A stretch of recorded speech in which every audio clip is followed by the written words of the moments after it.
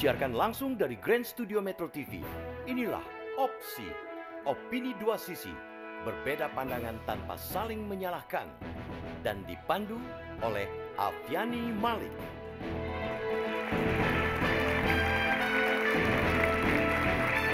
Selamat malam semua.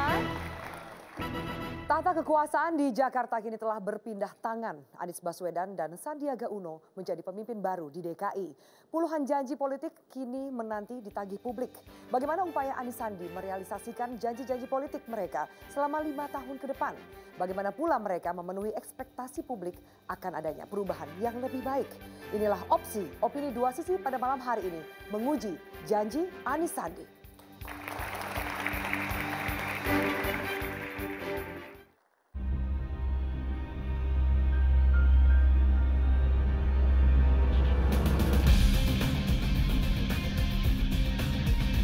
Untuk 45 hari pertama kita itu akan banyak fokus di era PBD.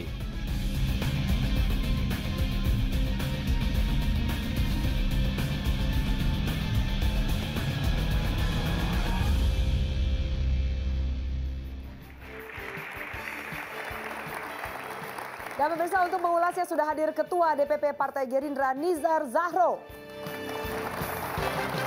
Anggota DPRD DKI Fraksi Nasdem Bestari Barus. Pakar Tata Kota Yayat Supriyatna. Dan analis kebijakan publik Adrinov Caniago. Selamat malam para narasumber. Saya akan ke Bang Nizar terlebih dahulu. Kalau kemudian hari ini sudah dilantik, kita ucapkan selamat kepada warga DKI Jakarta sudah memiliki pemimpin yang baru. Kemudian yang berikutnya adalah janji kampanye yang bisa kemudian ditagih oleh publik. Dalam jangka pendek, 100 hari pertama, apa yang mulai bisa dirasakan warga DKI? Ya, sudah sama-sama kita ketahui bahwa Anies Sandi mempunyai janji kampanye, 23 janji kampanye. Tapi perlu saya jelaskan, DKI itu kan punya undang-undang khusus. Undang-undang 27 tahun 2009 tentang DKI, kemudian ada Undang-Undang 23 2015 tentang pemerintah daerah, yang sudah diganti Undang-Undang 4 nomor 2015. Janji itu kalau menurut bahasa itu adalah wajib ditunaikan. Makanya kalau dalam bahasa Islam ada bahasa al-wa'du dainun, janji itu adalah hutang yang wajib ditunaikan. Beda dengan program. Pak Anies sudah menyampaikan kemarin malam di Hotel Cempaka, kita kampanye sudah, pemilihan sudah, sekarang pelaksanaan. Pelaksanaan dari janji 23 itu harus ditunaikan selama 5 tahun. Ke depan. Karena ini janji bukan program, sekali lagi Bang Bestarus, anggota DPRD lebih tahu, karena itu harus ada KUAPPS dulu, ada rancangan dan sebagainya. Karena ada rancangan, janji itu harus dimasukkan di KUAPPS-nya. Kebijakan Umum Anggaran Penetapan Plafon Angka Sementara yang ada di pemerintah daerah. Karena DKI dengan kekhususannya, kita sebagai partai pendukung dari Partai Gerindra, mewajibkan kepada Pak Anies dan Pak Sandi wajib menunaikan janji-janji itu. Janji yang mana sih nih yang bisa dirasakan? 23 janji. Satu hal. Yang prioritas ada, Bang? Yang prioritas saja, nanti reklamasi yang paling menarik. Tetap akan menolak reklamasi? Iya. Karena reklamasi itu undang-undangnya sampai sekarang belum berubah. Peraturan Presiden 54 tahun 99 sekarang belum dirubah dengan adanya Perpres 58 itu. Jadi hal-hal itu sabar saja, masyarakat DKI dan juga kita sebagai dari partai wajib mengawasi.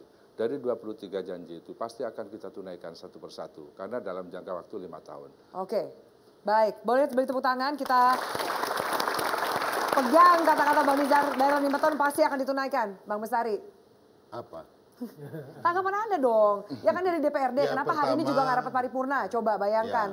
Gimana mau menunaikan janji pimpinan DKI kalau DPRD-nya kayak begini? Pertama, saya sebagai anggota DPRD dan juga sebagai kader Nasdem, pertama saya mengucapkan selamat kepada Bung Anies dan Bung Sandi yang sudah hari ini dilantik oleh Presiden. Tadi pun saya ada di sana. Dan tentu kami sebagai partai yang mendukung pemerintahan yang sah secara konstitusi, maka kami pun akan mendukung program-program gubernur yang sudah dilantik ini.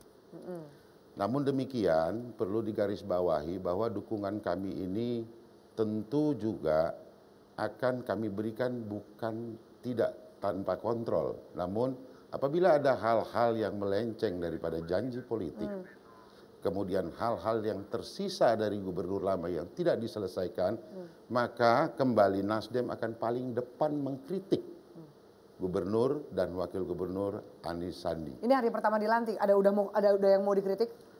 Saya rasa kita beri dulu lah space untuk beliau mengkonsolidasikan seluruh pejabat di Pemprov DKI. Iya. Menarik memang banyak hal terkait janji-janji politik ini, janji kampanye yang memang sangat berkaitan erat nanti dengan kita yang ada di legislatif. Contohnya? Karena pemerintahan daerah itu kan bukan terdiri hanya oleh gubernur dan jajarannya, namun ada kita, DPRD Provinsi DKI Jakarta. Bakal seru nggak sih kayak dibanding sama yang dulu? Udahlah, jangan diseru-seru, kan ini jalan aja baik-baik gitu. Oh ya, bagus Ya, begitu toh? kan Mbak, Nah, supaya kemudian roda jadi gini, pemerintahan bisa cepat jalan. Saya sepakat sekali bahwa seluruh janji kampanye wajib dilaksanakan. Kita tahu, masyarakat tahu apa-apa yang sudah tercantum di sana, namun menjadi catatan bagi kami. Jangan juga sekali-sekali meninggalkan apa yang tersisa dari gubernur yang lama. Yang mana sih contohnya? Dari tadi diulang terus, contohnya apa? Masih banyak hal. Reklamasi? Reklamasi lain soal, kalau mau dibuka di sini begini. Bahwa reklamasi adalah program pemerintah pusat yang wajib juga kita berikan dukungan. Jakarta sebentar lagi, dalam kurun waktu tidak terlalu lama, 20 atau 30 tahun ke depan, kita sudah kehabisan lahan. Maka salah satu solusi yang harus diambil dengan sesuatu yang berani adalah program yang diminta, bahkan sudah disetujui oleh pemerintah pusat. Itu salah satu. Yang kedua. Sebentar Bang, sebelum yang kedua lah, ini kan janji adalah utang, tapi kan nolak, gimana Bang Nizar? Makanya saya sampaikan tadi dari awal perdebatan tentang reklamasi ini sudah lama sebetulnya. Ada banyak regulasi. Yang tidak konsisten ini adalah pemerintah pusat. Saya sampaikan apakah mau ambil Perpres 5299 apa 54 tahun 2008. Karena kalau Perpres itu sudah keluar, maka Perpres yang lama itu keluar. Perpres yang pertama itu tentang reklamasi, Perpres yang kedua tentang pengaturan lingkungan Jabodetabek. Kalau kita mau konsisten, pemerintah pusat harus konsisten. Mohon maaf, surat edaran atau keputusan dari Menteri Luhut tadi, Menko Maritim, itu lebih rendah ketimbang peraturan Presiden. Lebih rendah dari undang-undang. Kita harus konsisten sebagai warga negara, harus patuh terhadap undang-undang. Janji itu yang harus kita tekankan kepada Anies dan Sandi. Jadi tetap tolak? Tetap tolak, sesuai undang-undang. Baik, sebelum ini menjawab berdua, Bang Mas tadi mau menanggapi? Ya, oke, sebelum saya ke Kang Yayat dan Pak Adrino. Saya kira begini, masalah tolak-menolak, itu saya rasa tidak bisa dilakukan oleh gubernur. Ini juga kita harus banyak melihat bagaimana sebetulnya tata kelola pemerintahan kita. Namun yang bisa dilakukan gubernur salah satunya adalah tidak menerbitkan izin. Kalau menolak nggak bisa. Kalau menolak nggak bisa? Apa yang mau ditolak? Kebijakannya sudah jelas, gitu kan. Kemudian satu lagi.